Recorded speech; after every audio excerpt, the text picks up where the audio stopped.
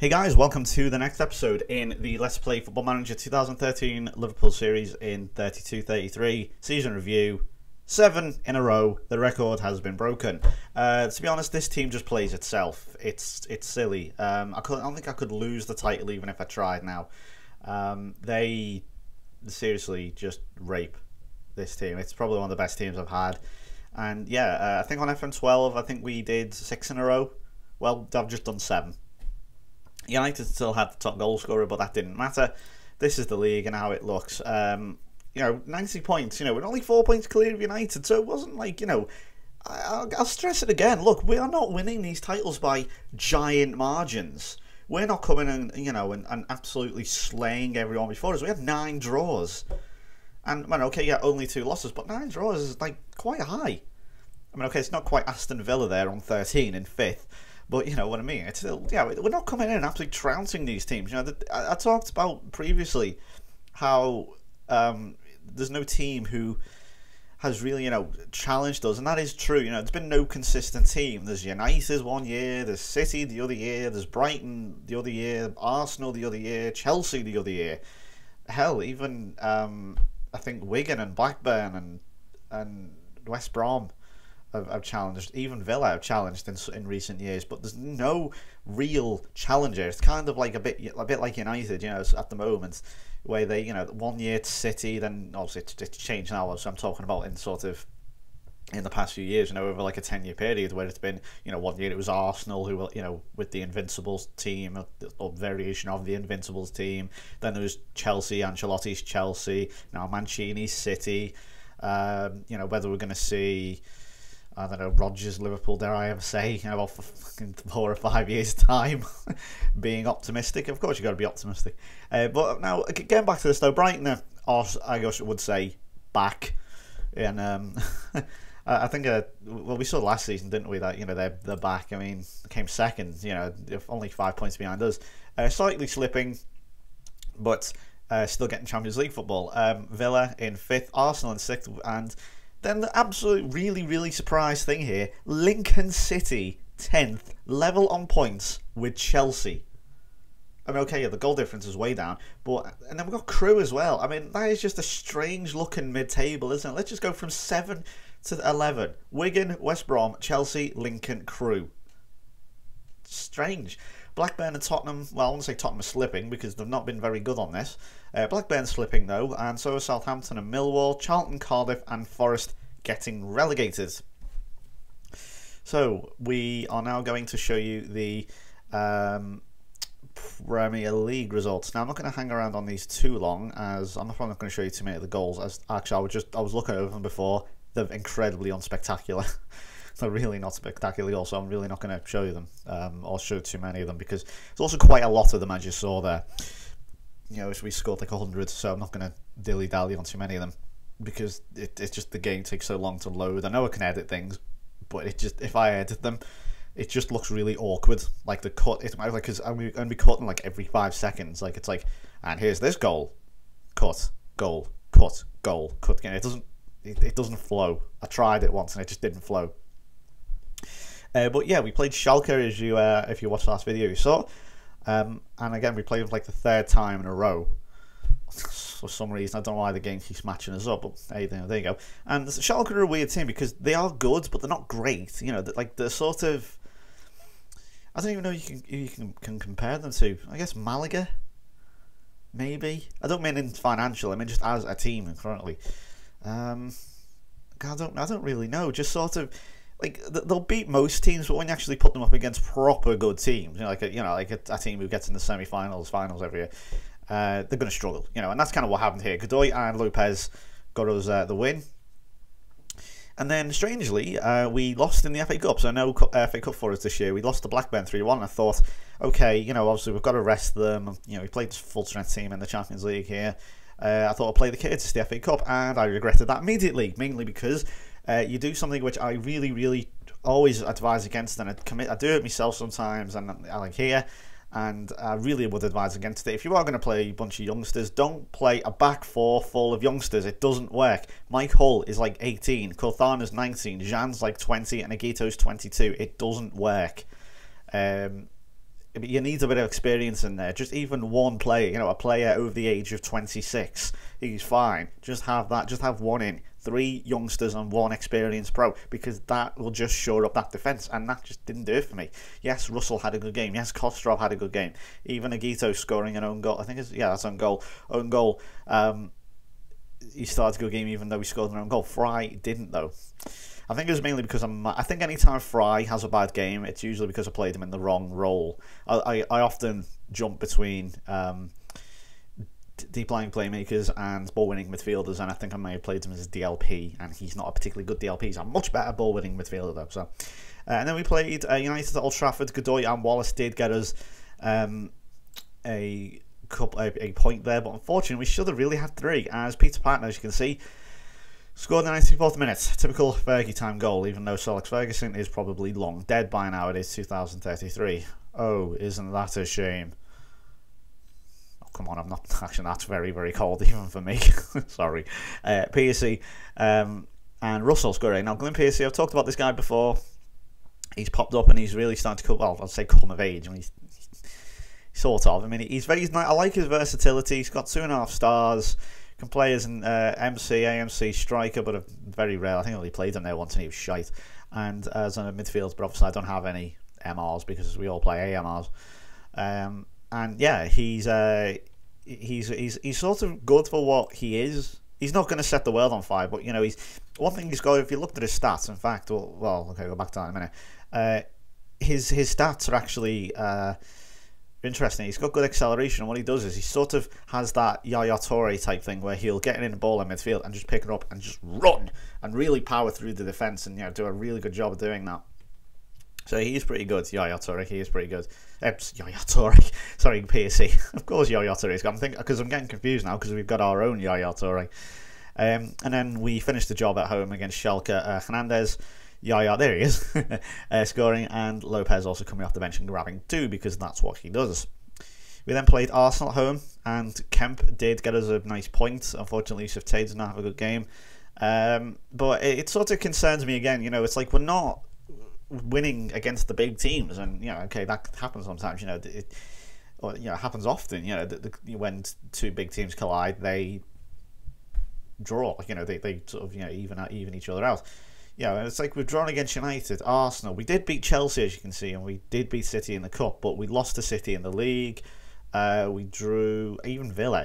They're a good team. I mean, I know they're slipping at the moment, but they are, at least theoretically on this, a good team. But anyway, so we beat United at home, but going away, let's see.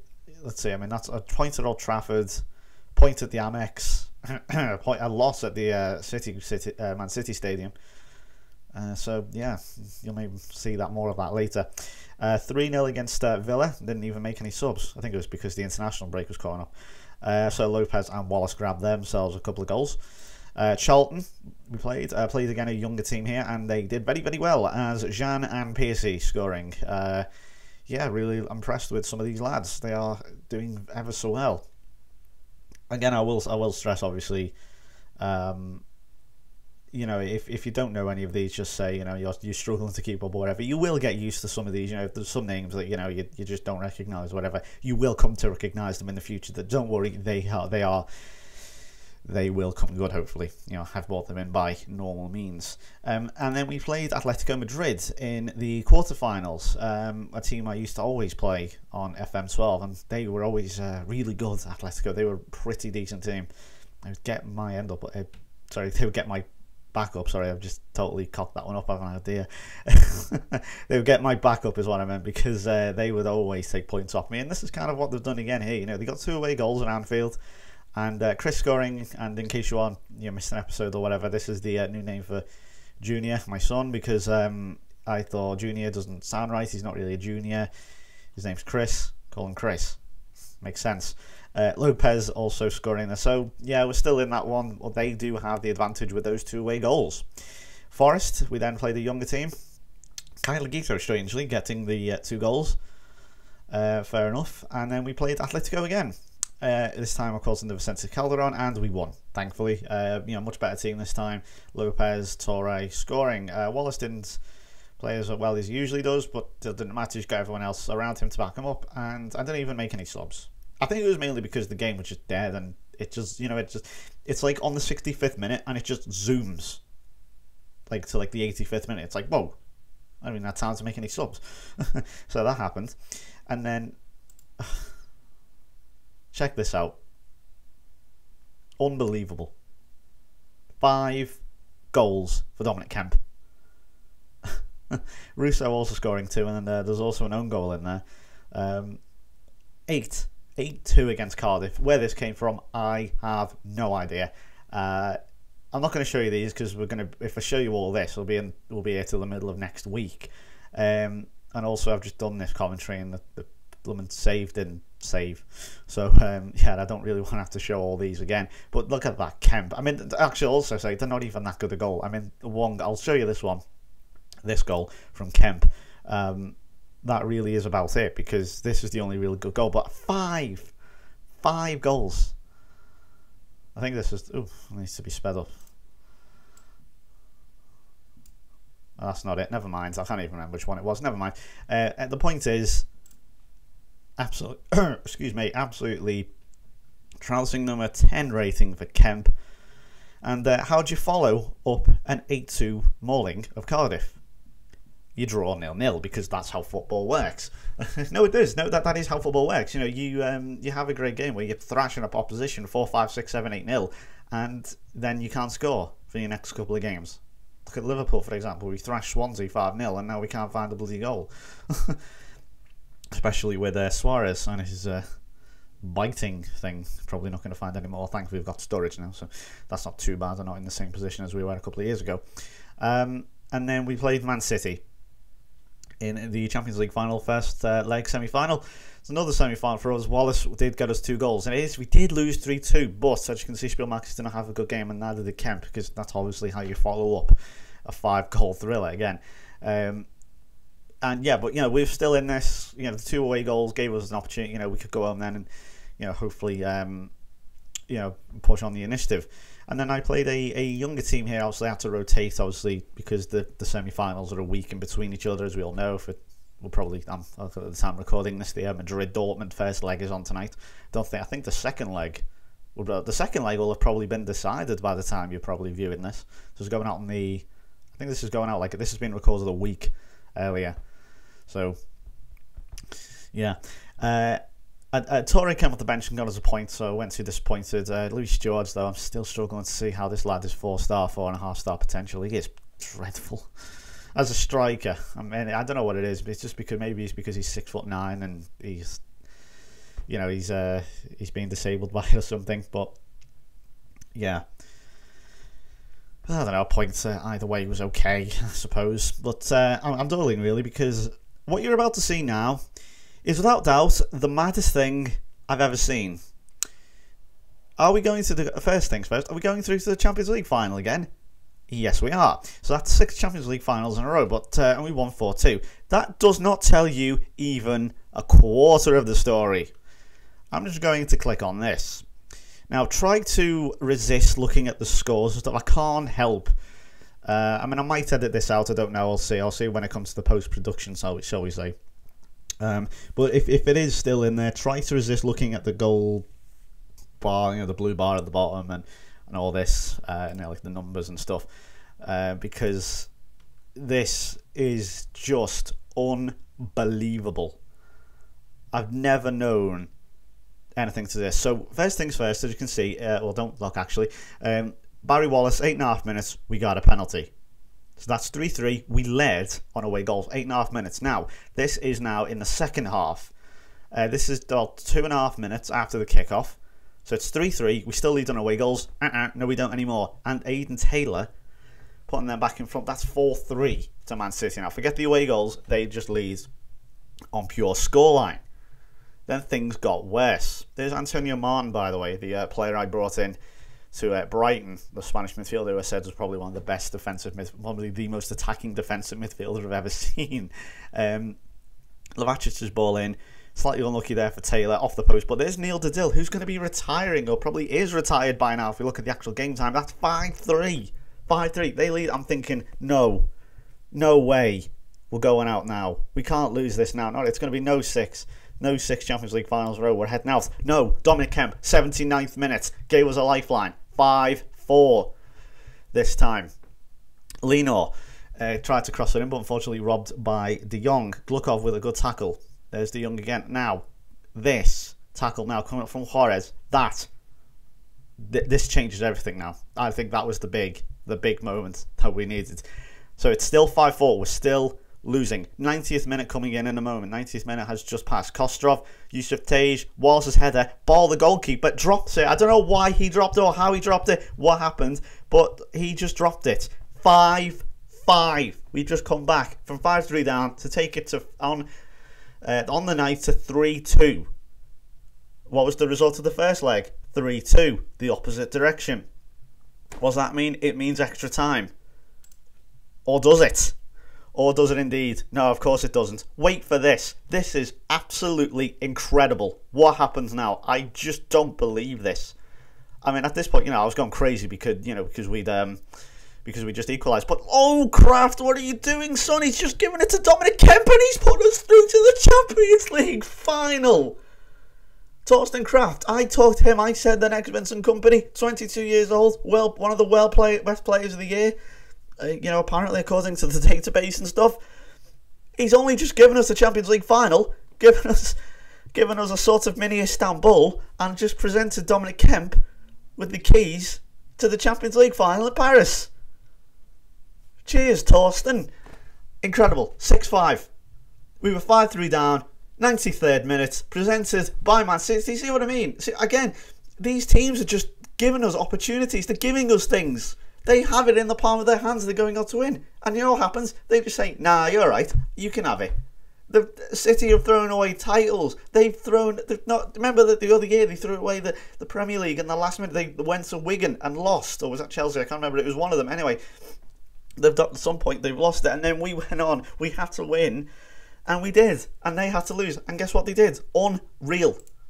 So we're through to another Champions League final. Whew. And you have to say, if we don't win this one, not because it's been my 8th Champions League final, but because of that. Then we played Lincoln at home. Kostrov got a hat-trick, Russell and Piercy also scoring. We then played Man City at home and won, so that was thankful. Lopez came off the bench, and I think there might be one game, I'm not sure, I'm going to have to make sure I don't... yeah, I think there is one game left. Yeah, there has to be. I think there is a couple of games. Yeah, I think this was the last game. It was against Tottenham. It was 2-2. As you can see, I played a weak team here. Piercy did score again. Kemp came off the bench. Yeah, that does look right to me. At 3 o'clock. I think there might be one game left, so I'm not sure. What I don't want to do now is scroll down and reveal a result, because if that reveals it, the whole thing just goes, and that's like the whole... That's the presentation just done, so to speak. And I can't remember what the last game was. I probably should check before I start recording. So we're into another Champions League final. Surely we can't lose it again. Surely. Is it going to be 6 times in a row? Does that equal number 6 for Liverpool? Yes, it does. Finally. We won. It was just relief more than anything else. Again, try to not look at the goal scorers, because that will, or anything like that. So I realise, it's kind of stupid. Open up another tab or something. I'd realise I probably should edit it out. But it went to a penalty shootout. Stade de France. Liverpool versus Barcelona once again. And so this was the rematch. It's my 3rd time playing Barca in the final. This time, though, it really was about, well, not necessarily revenge. It was more just, it was basically just about revenge. This is the formation. This is what we started with before we get onto the goals. They played the 3-5-2, which is strange. I think that is virtually identical, almost. I don't think it's the exact same team, but it's virtually identical to the team they played last season, and or at least last year. Of course, to say it is a rematch. And this is the team we played, and it's virtually identical again. The only difference this time is Hernan Godoy comes in. And Richard Russell comes in. That's right. 19 years old. Richard Russell, Champions League final. But wait. This is the goal. This was our first. This was the first goal. This is in the 23rd minute. I always like to think I score some goals at that time. Poor clearance from the goalkeeper. Comes to Barry Wallace, and there's Dominic Kemp. It trickles in. Dominic Kemp has only gone and scored again. How good is this lad? 20 goals for the season for him. He's only young. He's only still like 23 and he's just scored in the Champions League final. Now, 83rd minute though. Here's Lee Vaughan. I think a few people have cited him, have been playing along with the database. He's a good player. Yes, indeed he is. Henningsen. And there's Kuntz. Yes, I could have called him something else there because he's a bit of a... he's only gone and scored against us. So it went... Whoa, Jesus. So it went to a... Whoa, take it back. God. Probably should. This is why it was a bit slower. I'll show you these penalties then. So it did go to penalties, and yes, that really is how, you know, it's sort of like, yes, we did eventually win at my 8th attempt. I just want to point, that's 8 attempts at a Champions League final before I eventually won. Went to penalty shootout. And there's Kuntz. I mean, I'm not going to call him Kuntz or Coons or anything because that's just wrong. So I'll do what John Motson did and call him Kuntz. If you've ever seen that that YouTube clip of John Motson saying the German player's name, it's very, very funny. It's got virtually the same name as this. So it went to a penalty shootout. Anyway, sorry, I'm rambling now. Went through all the way through extra time. Not too many highlights, actually. I'll tell you what, it was nerve-wracking as hell. I couldn't believe it, though. 84th minute he scored. I thought, nah, it's not happening. It can not happen again. But anyway, this was a penalty, and he stepped up right into Spielmakers. I don't know what he was trying to do. There's Albert Kostrov scoring. So we're 1-0 up in the penalty shootout there. Marco Antonio. Oh, Spielmakers just moving out the way. So it's that's 1-1. But Yusuf Tej just about squeezing that one past the goalkeeper. So now it's Soglia, who had a really good game, actually, I think, if I recall correctly. So that's, what's that? That's 2-2, I think, or 2-1. And Wallace obviously gets saved.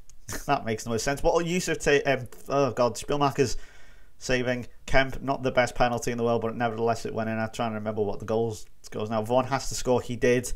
So Vaughan had to score there. He did. If he missed that, we'd won.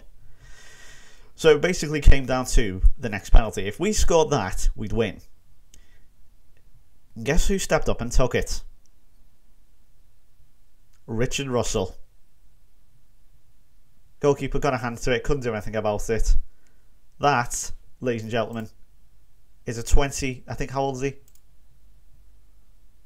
6th of the 5th. At the time, he would have just turned, actually, 20 at that point, a few days earlier. 20 years old, local lad, in the Champions League final, scoring the winning penalty. How many times can you say that about someone? And what the hell is this doing? How many times can you say that about someone? And there you go, that is the final fixture.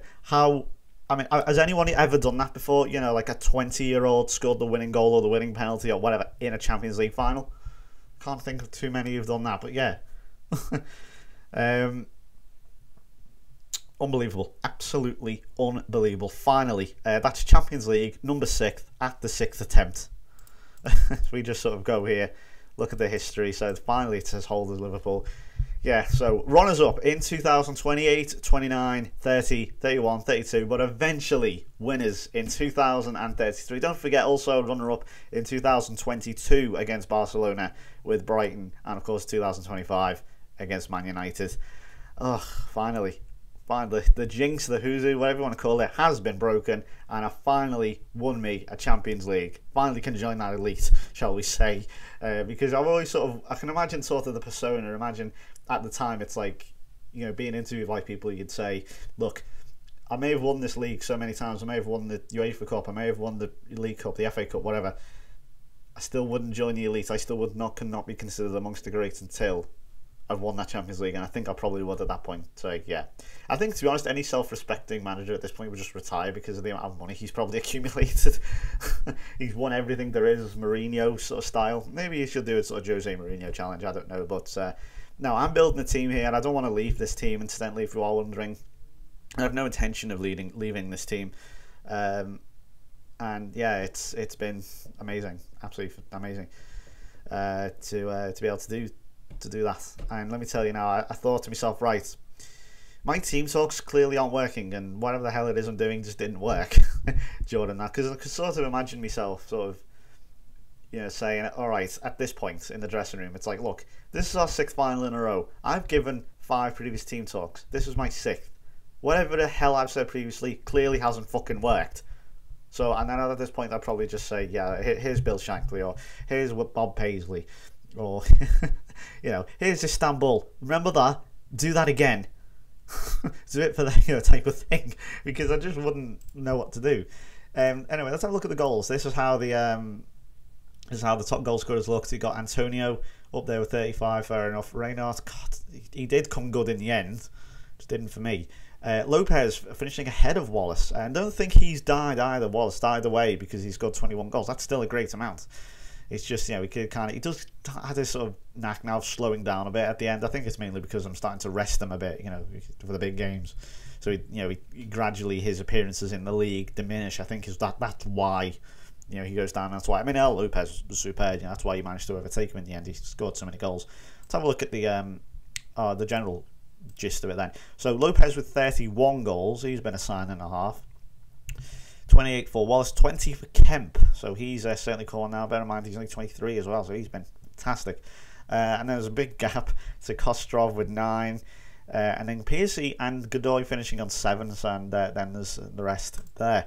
Then in terms of assists, Lopez also finishing on 16, Wallace on 13, Russell on 11. I think that's his main area. His assists are fantastic, and 4 handy goals as well. And then 10 for Godoy, who's also a very, very handy signing. So if we just look very quickly as well at the teams, if we look at last season's Champions League final, I don't know if it'll be able to, we'll hopefully be able to look at the formations. If we just look, okay, the likes of Vaughan, Soglia, Kunz, Ramirez, Mark, Fred, all virtually identical. I think that Palacios was the only, I think this guy didn't play and Palacios did. I think that was it. But Kostrov, as you can see, and Gaston Ruiz, and Moorman. Obviously, Glukov didn't play. I think he was injured or suspended, so Kobe Moorman came in. But, there really isn't too much of a difference there. Kemp played again. Gordon played. So I think really you swap out Russell for Ruiz. And I think that's it. Swap out Russell for Ruiz. Swap out Gukov for Moorman. It's like now if we look at, and then we take that team and we look. I'm just trying to remember. I'm trying to go it over the top of my head, but I can't do that unfortunately. So yeah, so look at that. Yeah, Palacios. Oh no, and Henningsen also played. So a few players go out there. Vegas moved to centre back. Okay, yeah, Godoy in for Ruiz and Russell in for Kostrov, and Glukov in for Moorman. Apart from that, it's the same team. Formation and everything. So there's not much of a movement there really, is there, when you think about it. So that's going to do it for me anyway. That's been the season review. After long last of Champions League has come here, and that's 6 times. 6 finals in a row. Can we make it 7? Find out next time. Cheers for watching.